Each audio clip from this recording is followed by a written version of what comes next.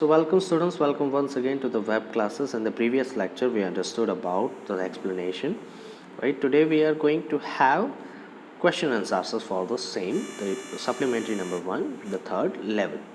Okay, so the first question that we are having is what does the third level refer to? Third level जो है वो किस चीज़ के लिए refer किया गया है इस यूनिट के अंदर?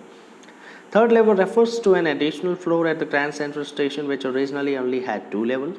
है ना, थर्ड लेवल किसको रेफर किया गया है?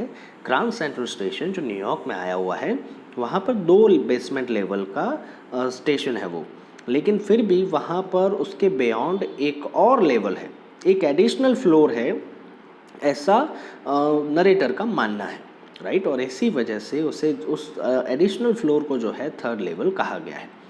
Charlie was hallucinating one night while going home when he reach the third level. और वो वहाँ पर कैसे पहुँचता है? तो एक शाम को चार्ली जो है हेल्यूसिनेशन कर रहा होता है, हेल्यूसिनेशन मन में हो रहा होता है उसे, और इसी वजह से वो इस तीसरे लेवल पे पहुँच जाता है। चलो सेकंड क्वेश्चन है, वो Charlie ever go back to the ticket counter on the third level to buy tickets Galesburg for himself और हिज वाइफ? क्या चार्ली जो है वो वापस उस टिकट काउंटर पर पहुंच पाएगा जो कि थर्ड लेवल पर आया हुआ है, ताकि वो टिकट खरीद सके अपनी और अपनी वाइफ के लिए जो गिल्सबर्ग जाना चाहते हैं? So that is uncertain, we don't know about it. And as I told you in the previous lecture, that we can end this story as whatever or however we want. Okay, so Charlie went looking back for the third level that could take him and his wife to Galesburg because he wanted to go back to his past. Charlie जो है third level को ढूंढना शुरू करता है ताकि वो अपनी वाइफ को लेकर गेल्सबर्ग जा सके, है ना, और अपने पास्ट में जा सके। He wanted to go back to the world that has not seen two of its deadliest war that changed everything. है ना, वो कहाँ जाना चाहता था? उस दुनिया में वापस जाना चाहता था जिसने अभी तक ये जो 2 वर्ल्ड वॉर हुए वो देखे ही नहीं थे, which has not witnessed 2 deadliest wars, right? So that is why he wanted to change everything and he wanted to go there. But this is uncertain. We can write in this answer, right? This is uncertain that whether he would go or not, because at one point it seems like Charlie is hallucinating each and everything, right? And the other point, it is more often too hard, we can say, to find the third level that he was looking for. Okay, next question जो हमारे साथ में आ रहा है वो है सामने, do you think that the third level was a medium of escape for Charlie and wife? क्या आपको लगता है कि इस भागती दौड़ती ज़िंदगी से भागने का एक ज़रिया था थर्ड लेवल चार्ली के लिए? क्यों ऐसा लगता है? Right, so yes, the third level of the grand central station was a medium of escape for Charlie. Modern world offers a lot of challenges. In order to take refuge from reality, one might resort to daydreaming of hallucination, we can say. We all understand the miseries of the modern world, which is full of worry and pressure. Thus, in order to take the burden away from his shoulders and heap a sigh of relief, Charlie resorted to escape reality through, or although unintentionally, we can say, right? Whether it was intentional or unintentional, but he wanted to escape from it, right? So हमें ये समझना है कि क्यों वो ऐसा चाहता था कि हाँ, एक तो ये मीडियम था ही उसके लिए, राइट? क्योंकि चार्ली जो था इस मॉडर्न वर्ल्ड की जितनी भी सारी चैलेंजेस थे उन सभी से एक छुट्टी पाना चाहता था, उन सभी से जो है थोड़ा सा बचना चाहता था, और जो माइजरी से जो प्रेशर है इस दुनिया में, जो चिंताएं हैं, उसे वो टेक ओवर नहीं कर पा रहा था, वो जो बर्डन है उसके कंधों पर उसे हटाना चाहता था, इसी वजह से वो वहाँ से जाना चाहता था, राइट? और वही एक बात थी जिसकी वजह से वो उसको हेल्यूसिनेशन होना शुरू हो जाता है, राइट? हालांकि वो अनइंटेंशनल रहता है, लेकिन फिर भी ये जो उसके साथ में हो रहा था वो उसी के दिमाग की एक इजात, ऐसा हम कह सकते हैं। What do you infer from Sam's letter to Charlie? क्या लगता है हमें जो सैम का लेटर था चार्ली को जो भेजा गया उससे हमें क्या पता चल रहा है, राइट? तो एक बात पर हम ये समझ सकते हैं कि हाँ, जैसे जिस पेस में स्टोरी जा रही थी उससे तो हम ऐसा समझ सकते हैं कि हाँ, सैम जो है वो 1894 में पहुंच गया है, राइट? लेकिन दूसरे तरीके पर हम ये भी समझ सकते हैं कि चार्ली जो है इस बात को लेकर भी क्या कर रहा है, हेल्यूसिनेशन कर रहा है।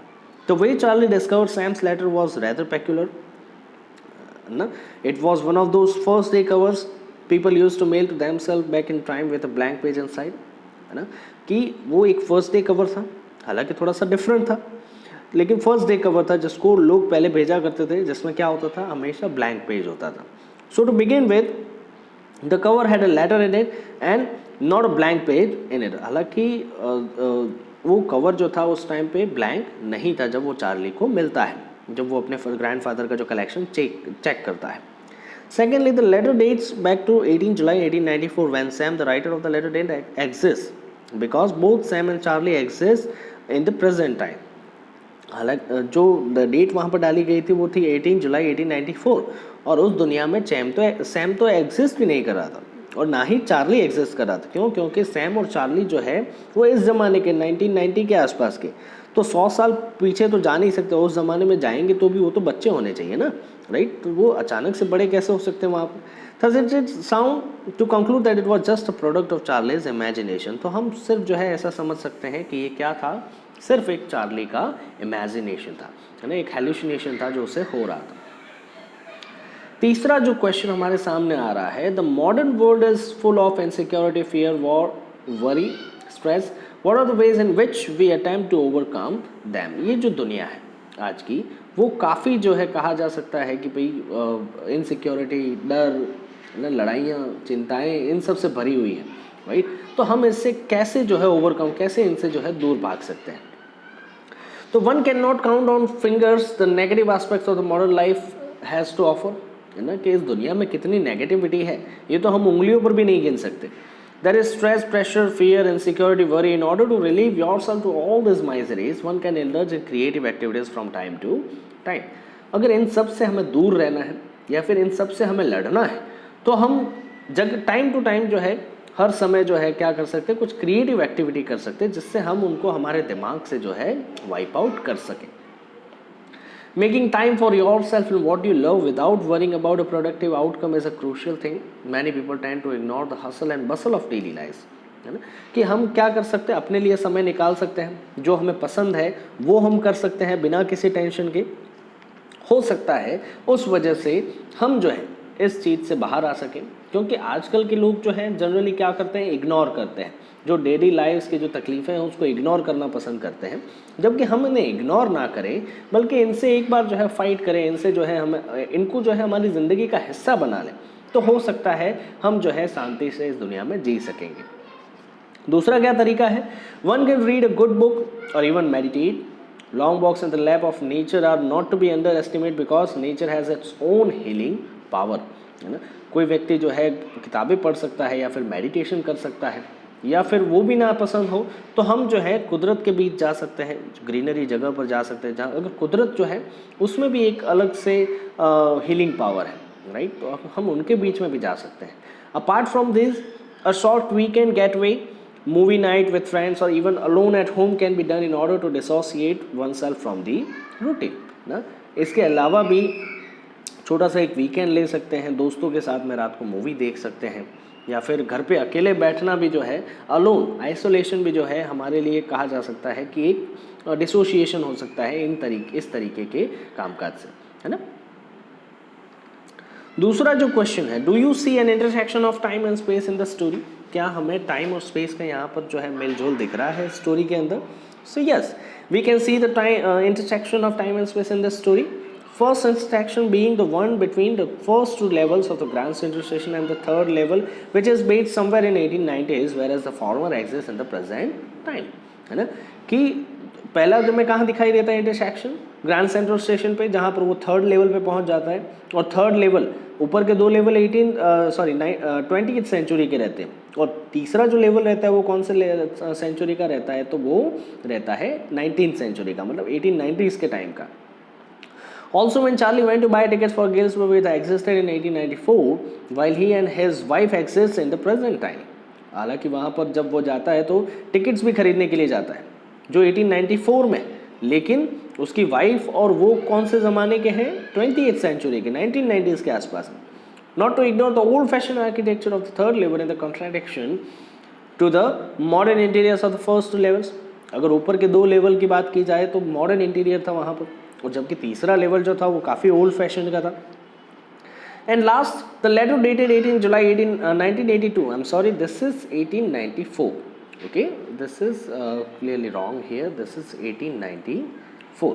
और वो जो लेटर था जिस पे डेट लिखी हुई थी 18 जुलाई 1894, that Charlie found also thrown light upon the intersection of time and space as both the sender and the receiver exist in the present time, है ना, क्योंकि दोनों सैम और चार्ली दोनों ही इस दुनिया में थे, लेकिन वो लेटर कहाँ से आया हुआ था, 1894 से, है ना। सो यहाँ पर हमें जो है इंटरसेक्शन दिखाई दे सकता है टाइम एंड स्पेस के बीच में। पांचवा जो हमारे सामने क्वेश्चन आ रहा है वो कौन सा है, apparent illogicality sometimes turn out to be a futuristic projection. कई बार हमारे मन में जो इलॉजिकल बातें रहती हैं वो हमारे लिए फ्यूचर प्रोजेक्शन करते हैं, है ना।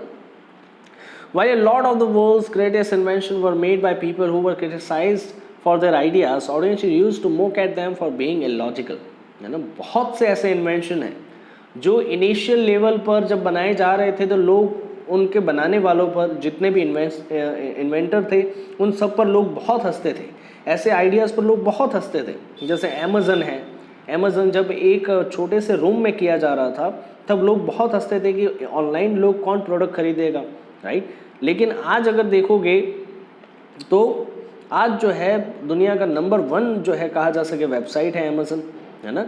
तो पहले बहुत इलॉजिकल चीज़ें जब लगती है वो बाद में जो है एक फ्यूचर प्रोजेक्शन जो है रेडी करती है हमारे लिए। Citing the example of Thomas Edison who invented the light bulb, no one believed in him at first. All he had was an idea and its realistic projection in mind. जैसे Thomas Alva Edison थे, जब वो जो है light bulb बनाने के बारे में जो आइडिया बता रहे थे कि एक बिजली को जो है बिजली के माध्यम से जो है वो लाइट बल्ब जो है वो जला सकते हैं, ऐसा किसी ने पहले उस टाइम पे सोचा भी नहीं था, राइट। लेकिन बाद में वो जो है एक सक्सेसफुल चीज़ बनी। The idea here tells us how important it is sometimes to follow one's insight and have hope, for it holds the capacity to change the world through its futuristic projection, है ना, कि हम भविष्य में क्या देखना चाहते हैं ये जो दिमाग में हमारे चल रहा होता है उसी वजह से जो है बहुत सारे लोग सक्सेसफुल बनते हैं। इसी वजह से हमारे अंदर ये जो होप है, आशा जो है, ये कैपेसिटी रखती है दुनिया को बदलने की, राइट। उसके बाद में ये जो 6 नंबर का क्वेश्चन है ये डिस्कस इन पेयर है, आपको जो है अपने दोस्तों के साथ में इसे डिस्कस करना है, राइट। सो मैं आपको ये क्वेश्चन जो है मैं आप ही के लिए रख रहा हूँ, ठीक है। सो मिलते हैं नेक्स्ट लेक्चर में। Till then stay safe, stay home, thank you.